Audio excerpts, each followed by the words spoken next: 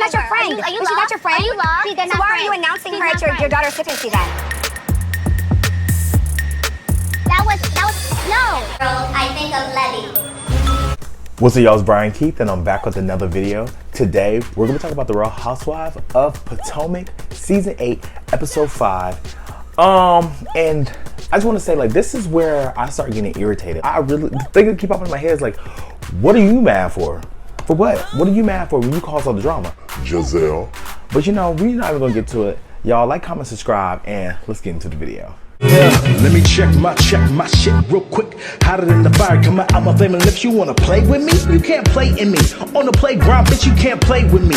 Got it, won it, securing the bag. Right, so you know, we basically start the episode out with Ashley, Mia, and Giselle. They all meet out shopping because randomly they're going to Austin. Hey, what do we need for Austin? Okay, so you need to have at least one swimwear article. I like this. Ashley planned this whole situation about going to Austin, and I'm just like, we didn't get no inkling, no nothing about going to Austin. I'm just like, okay, I guess they're going to Austin, right? She was like, yeah, you know, I went to a drag show and I just love it. That's my city. That's everything I love about the city. That's my city, right? So, you know, the topic of conversation gets brought up, and guess who they're talking about? Wendy. Of course, right? So they're talking about, yeah, you know, Nneka's claims, I believe it 100%. I believe everything that Nneka's saying. Accusation to say that a mother is praying against an entire family if it's not true. Like, and I don't feel like Nneka would come to this group and make up that kind of lie. Giselle, obviously you're gonna believe what she's saying because you hate Wendy's guts. For what reason, I don't know. You are mad at Wendy for basically coming at your neck and basically reading you down. And girl, you still got shell shock from it from 2 seasons ago. What are you mad about? That you talked about that woman's husband and then you carried it on, talk about Happy Eddie, and then now all this other stuff. Like, girl, my whole thing with Giselle is you have no right to be mad with anybody when you have literally talked about every other person on the show. The only person that really came for you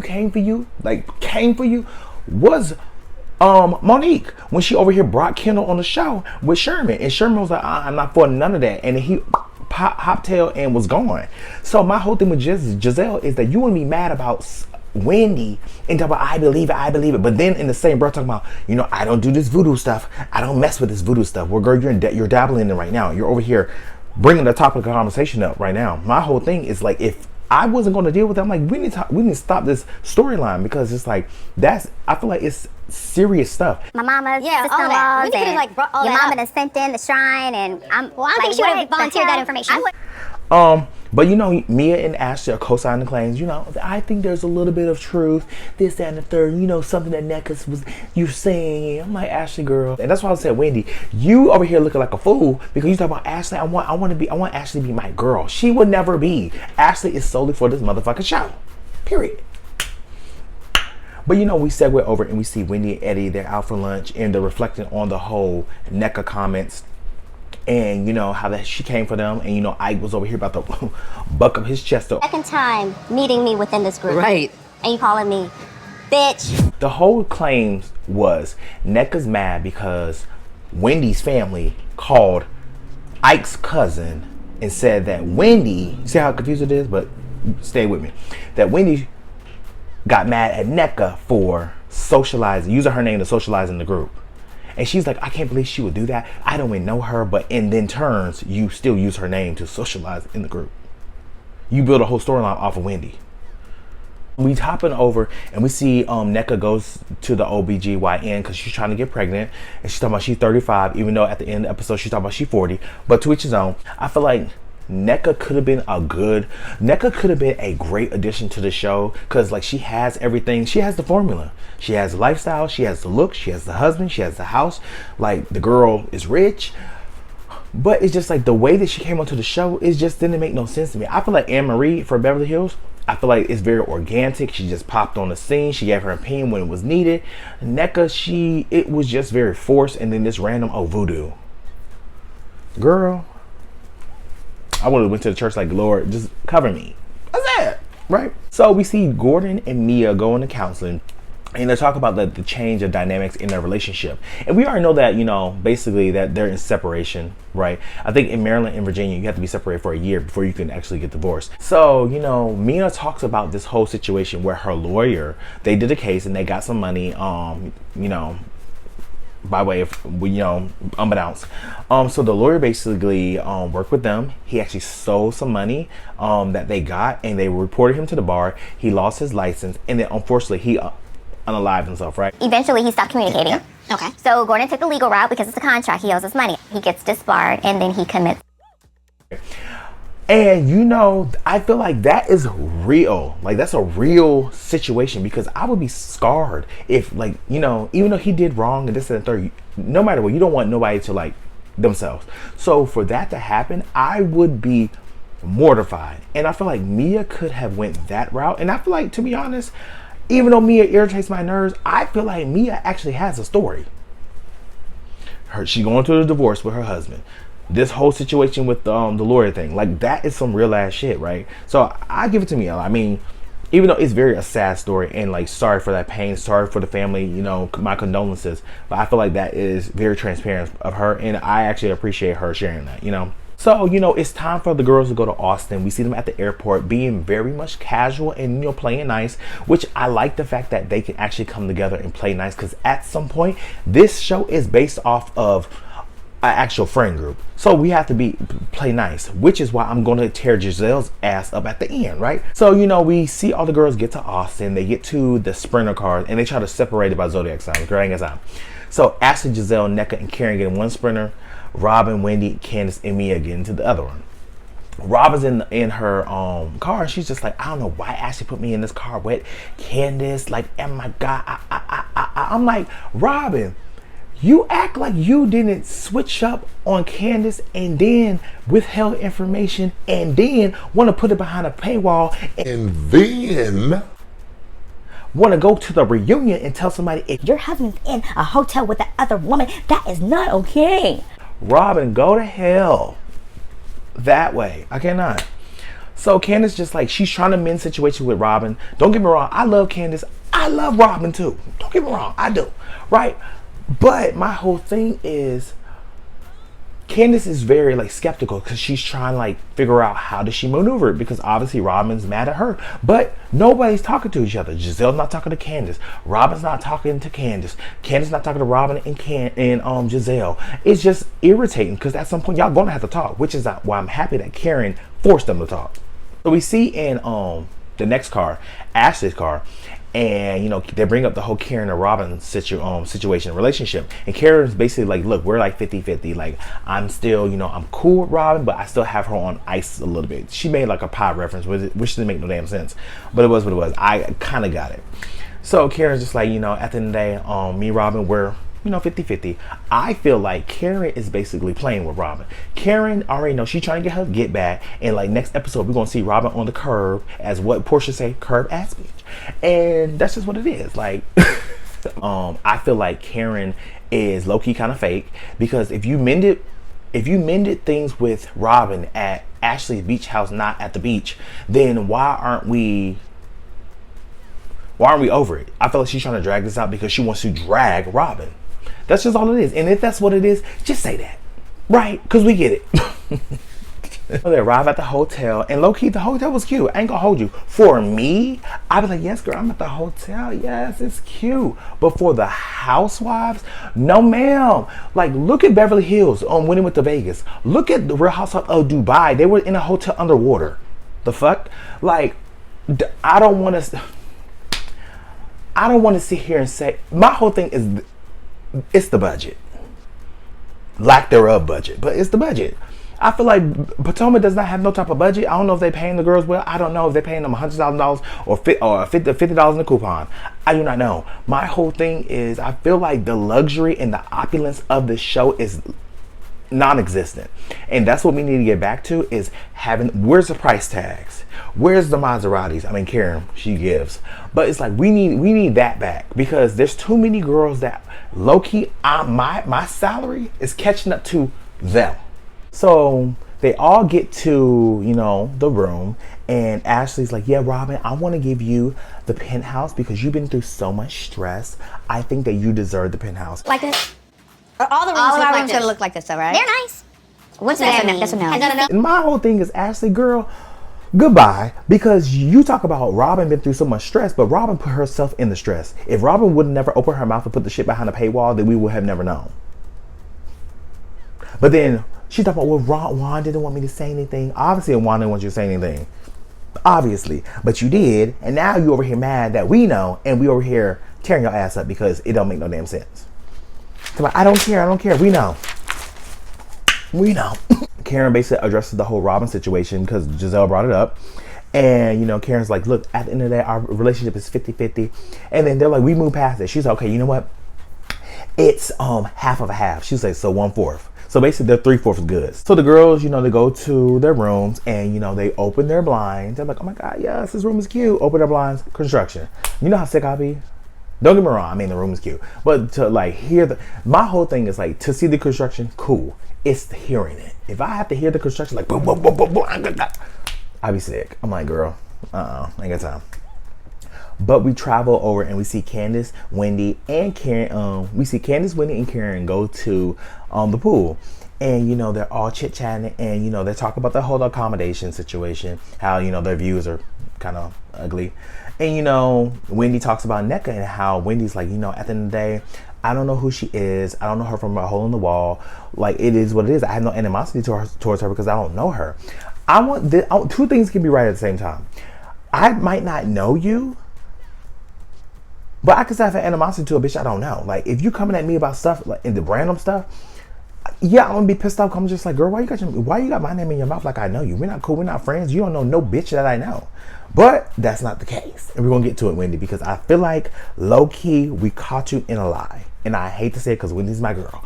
But girl, I think we got you. So, you know, they talk about the whole Nneka situation. And who comes? Ashley comes to sit down. They order drinks. Giselle and Nneka comes to sit down. And Karen, you know, she brings up the whole situation on Candace and Giselle. And as a group collectively, if we're going to move together and move on, I can't ignore the elephant in the room between you and Candace. And finally, we're getting somewhere. So Karen calls it like basically what it is. Like, Giselle, every time Candace is in a room, you're over here quiet as a church mouse in a corner, just you don't say nothing. And Giselle's like, oh no, that's not what it is. I'm fine, I'm good. I'm like, girl, that's a lie. So Candace tells her, like, you know, at the end of the day, what Giselle wants to do is Giselle wants to act like, you know, if she don't speak to me, then all of a sudden I'm gonna disappear. Basically ice her out. because she thinks that if she doesn't speak to me, then I will disappear. But my black ass is still sitting there. And Giselle's like, I didn't say that. And Giselle then brings up, you know, at the end, for my mental and the safety of my children, I choose not to basically talk to her. Candace then rebuttal was like, okay, but it was actually you who spoke on my husband, which caused disarray with my bonus kids, with my husband. And they were all lies. Safety and reputation and just overall mental state were in disarray because of the things that she was saying. So what are you talking about? So Giselle, just like at the end of the day, in her confessional, was like, Candace, at the end of the day, your husband made me feel uncomfortable because he made me go into a room. Your husband made me feel uncomfortable because he made me go into a bedroom and close the door. That is what happened. Buzzer, wrong. That's not what you said last year. What you said was you were in your room. He came into your room and closed the door behind himself. That's what you said. So I'm just confused. So did he make you go into a room, or were you already in your room and he came into the room and closed the door? The fact of the matter is you can feel uncomfortable because that's how you feel. But what did he do past that? Did he approach you? Did he touch you? Did he grope you? Did he say anything? You said he didn't do none of those. So what did he do to make you feel uncomfortable? You felt uncomfortable with the situation. That was you. And that is a valid situation. You can feel uncomfortable with that situation. We're not saying that. What we're saying is, what did Chris do to make you feel uncomfortable? Did he touch you? Like, we're going in circles because he didn't do shit. From what you said when Candace asked you the question, she said, what did he do? You didn't say nothing. So that's what's pissing me off. Because I'm like, Giselle, you want to play these mind games and play these stupid ass games like you supposed to be mad at somebody? How are you mad at Candace for a situation that you caused? Right. My whole thing is like, yes, Candace has called you everything under the sun but a child of God. I get it. Candace's mouth is reckless. Sit up here with your privileged, white-looking ass, and you think you can say whatever the you want to say, and no one is going to bat an eyelash. But what did you expect her to say? What you thought she was supposed to get up and give you a hug and a kiss like, hey, good girl? What was she supposed to say? Girl, that's her husband. What was she supposed to do? Like, that's what I'm just like, Giselle is weird. Weird. Weird. I cannot. So Mia and Robin, you know, we see them, they segue and we see them talk about the whole situation, about her losing the money and the guy, you know, unfortunately alive himself. Apologizing to us shortly after that. Yeah, I know. And you know, Robin gets touched by this because this is Robin's story from what, season 1, where she basically lost all Juan's money for the NBA, and basically that's why Juan over here got his foot on Robin's neck, because she lost all his money. But it's a theory. But we hop back to the pool, and you know, Karen tells Giselle, you know, at the end of the day, you know, you have been disturbingly quiet.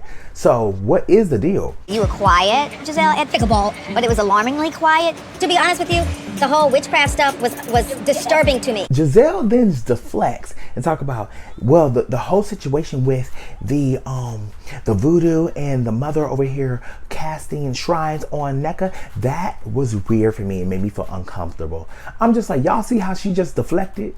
Y'all see how she just deflected the whole situation and nobody even mentioned it?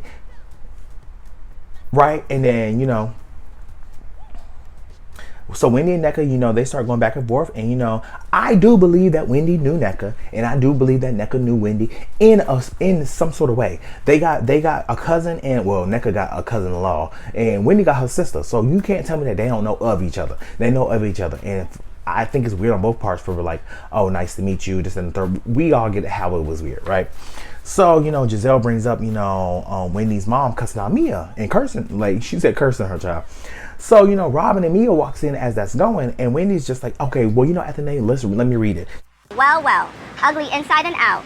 Crater face Mia, a bombastic, ignorant, nonsensical, baseless, wannabe CEO troublemaker. She said, Mia, I'm sorry I gotta read this, girl, but you know, so she reads the whole message, talk about Holy Ghost fire. And don't get me wrong, it did come across kind of bad. But, I mean, that's a read, girl. She read you. And Mia's like, well, you know, I did feel like she was cursing me. Girl, yeah. You hit her daughter with a purse and you threw wine in her face. Like, what do you think? I'm bringing this up because Giselle wanted to bring it up. Okay, I forgot. So Wendy tells them that, you know, Lebet and Ivy are, you know, we're friends, but they're no longer friends. And Nneka's like, nice try, nice try, nice try. And Nneka tells them that, you know, Lebet told her that Wendy tells her, Wendy was mad that, child. Nneka tells that the Lebet told her, Wendy's sister tells her, Wendy was mad that she was using her name to basically to get on the show. But she's like, that is not the case. My in-law, Lebet Iwu, received a phone call from her sister named Ivy. But we literally are watching for 4 episodes of Nneka using Wendy's name to socialize with the girls on the show. Because literally, the only thing we know about Nneka, or those women at the time, is Nneka was a lawyer and Nneka was trying to have a kid. What else do we know? We know more, but what else do they know? The fuck?